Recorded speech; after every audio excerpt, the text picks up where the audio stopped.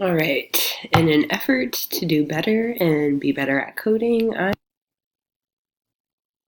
so in an effort to do better at coding, I think it's just really important to read it and really understand, break down the parts so that when I start, I'm able to replicate that process. So here we have a class component in React called QuizApp, and it takes in state, and one of the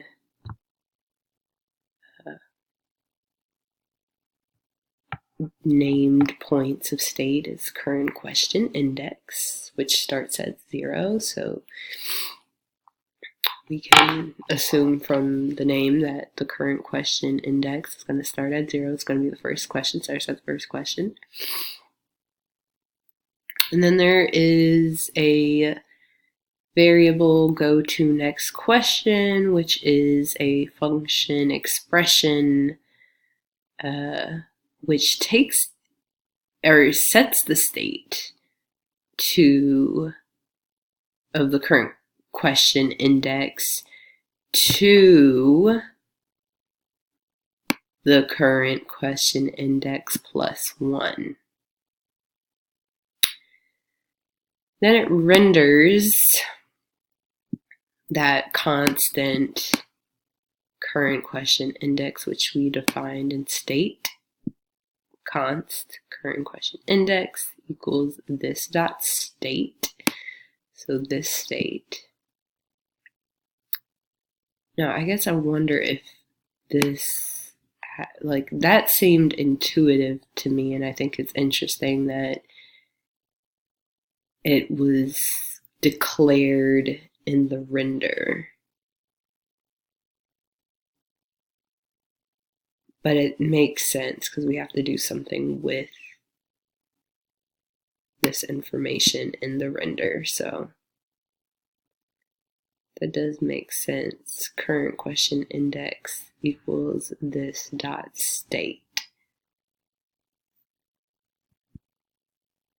I guess I'm also kind of curious because usually we say this dot state dot current question index, which would be this number here. But let's see how it works. So it says use a different component depending on the current question index. So let comp, we initialize the component here. And then it says if current question index triple equals 0. So if the current question index is actually 0, must be 0. The component is equal to question 1. All right, that's pretty intuitive. Then, else if it's 1, the comp is question 2, and so forth. So this is all in the render.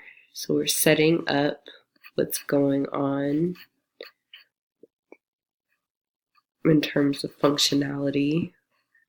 And then in the return is like the tangible part. So we've got our basic div set up. In React, we can only have one div component as it is. And we have comp, that variable, which changes state depending on the value. And then we have this button on click that once clicked, the button next question, this dot go to next question, which goes to this go to next question, which takes in or sets the state for the current question index plus 1.